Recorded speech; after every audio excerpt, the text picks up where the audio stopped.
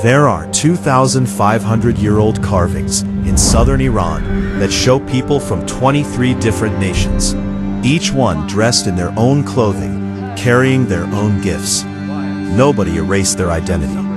The empire put them on the wall. Then, one night, it all burned. Not in war, at a party. There is a city that no longer exists. Not because the earth swallowed it, not because time erased it slowly, stone by stone, the way most things disappear. It was burned, in a single night, by a man who had already won. That detail matters, remember it. Most people, when they think about ancient Persia, imagine ruins, broken columns, sand, the quiet dignity of something that simply got old and fell apart. But that's not what happened here. What happened here was something else entirely.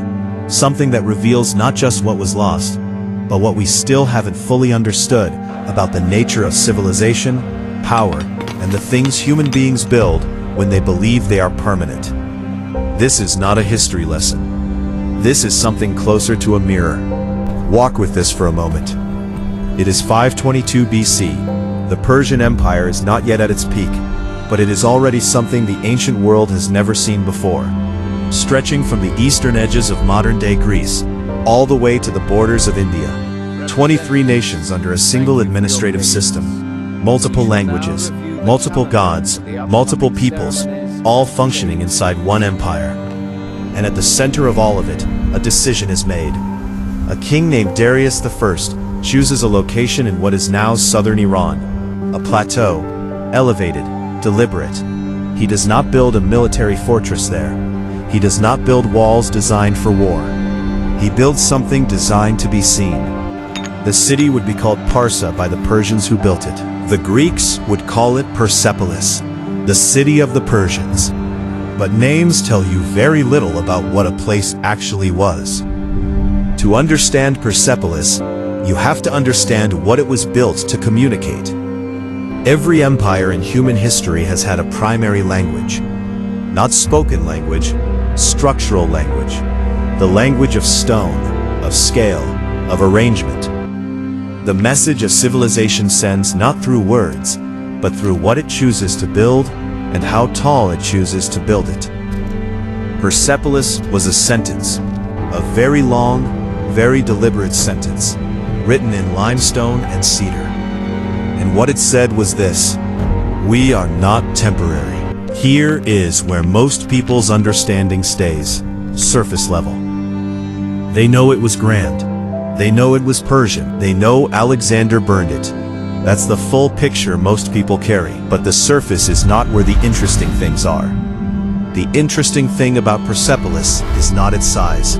It's not the carvings or the columns or the platforms cut into living rock. The interesting thing is the logic behind it. When archaeologists began studying the administrative records recovered from Persepolis, actual clay tablets, preserved by irony in the fire that burned the city, they found something that quietly dismantled a core assumption about the ancient world. The workers who built Persepolis were paid. Not symbolic payment, not food as currency, actual wages recorded by name, by trade, by nationality. Craftsmen from across the empire, stonecutters, carpenters, goldsmiths, men from Babylon, from Egypt, from the far edges of what is now Pakistan, all compensated, all documented. Persepolis was not built on the backs of slaves. It was built by the largest skilled workforce the ancient world had ever organized. That single fact changes the entire shape of what Persepolis means, because it means this was not just an empire of domination. It was an empire of administration, of coordination, of something resembling, and this word is chosen carefully, management. The Persians had figured out something that most empires never figure out, that the most powerful thing you can build is not a wall, it's a system. Now enter the city as it stood in 478 BC, 4 decades into its construction. Not yet finished. Persepolis was never truly finished, but already functioning, already receiving. The platform alone is extraordinary, raised 14 meters above the surrounding plain, not because it needed to be from a military standpoint, but because height communicates something that words cannot.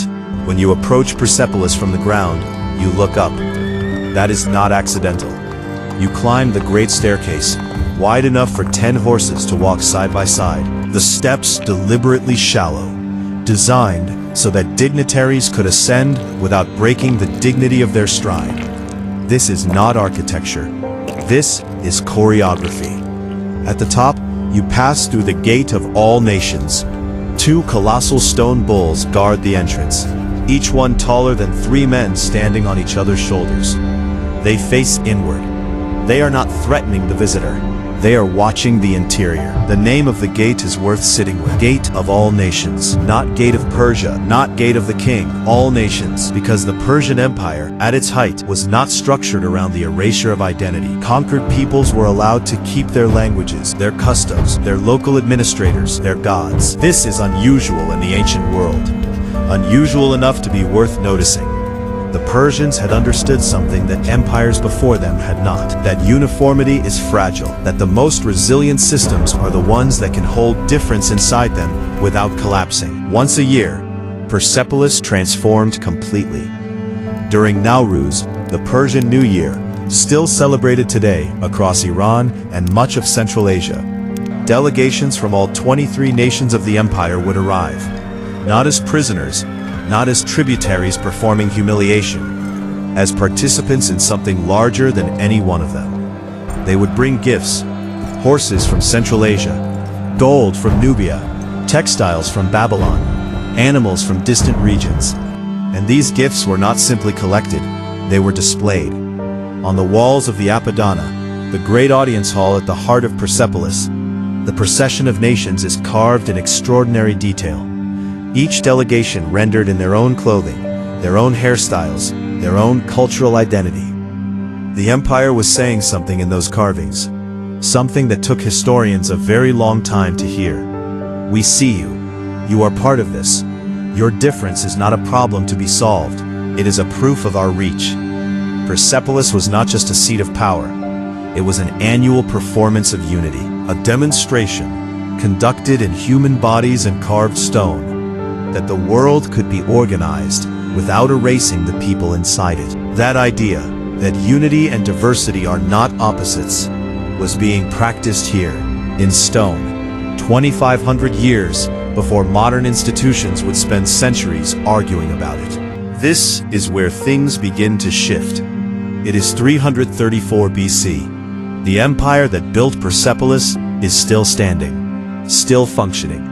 But something is moving toward it from the west. A young Macedonian king, 22 years old, who has already crossed into Persian territory and won battles he had no strategic right to win, Alexander. His campaign is moving quickly, too quickly for the administrative machinery of the Persian Empire to fully respond. And there is something significant in that asymmetry. The empire that had perfected the art of coordination was being outmaneuvered by something that operated on a completely different logic.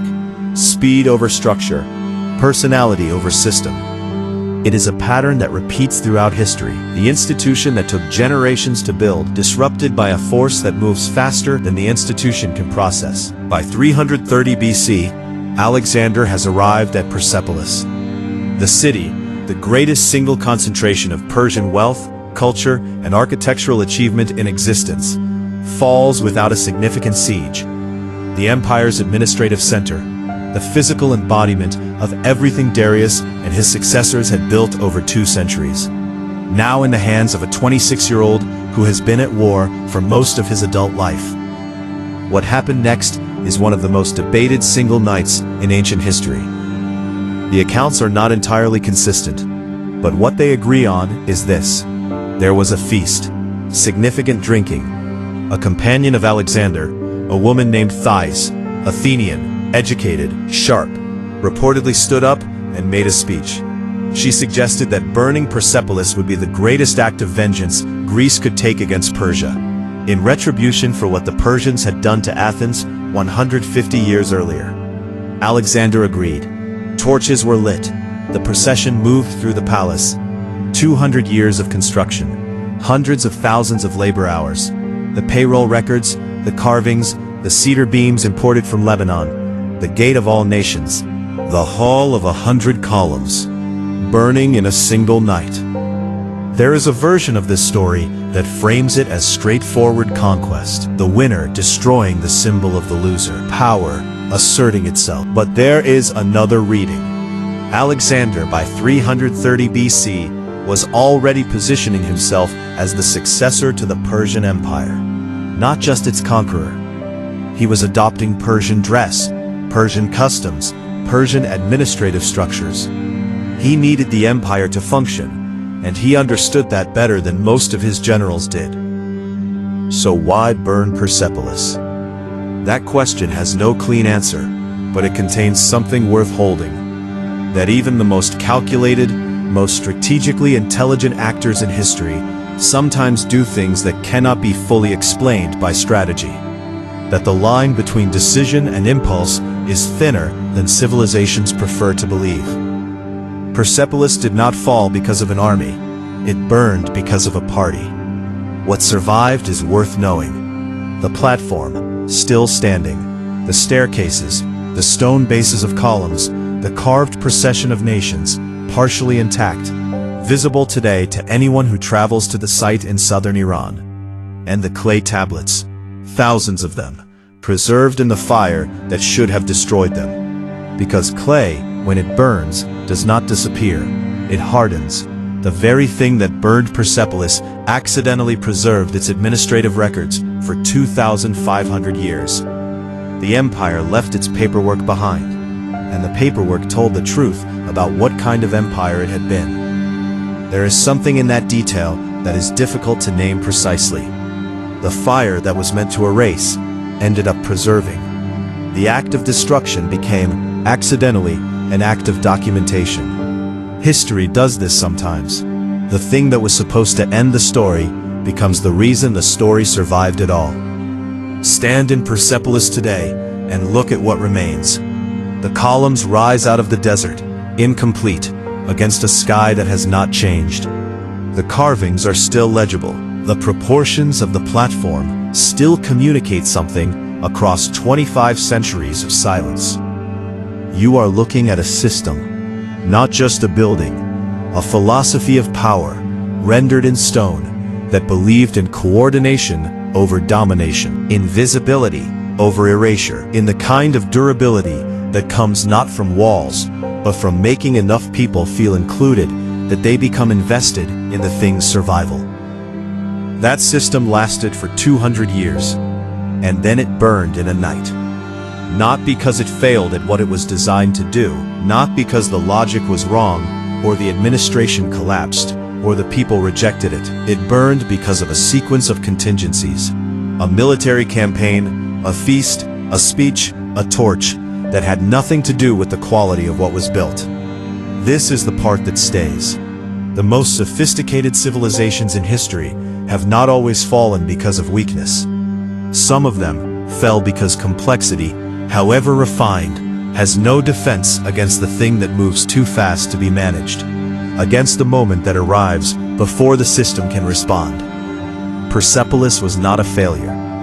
It was a demonstration of what becomes possible when human beings organize at a level that takes coordination seriously. And it was a reminder that even the most carefully constructed systems exist inside time, inside contingency, inside the possibility of a single night that changes everything. The ruins are not a grave.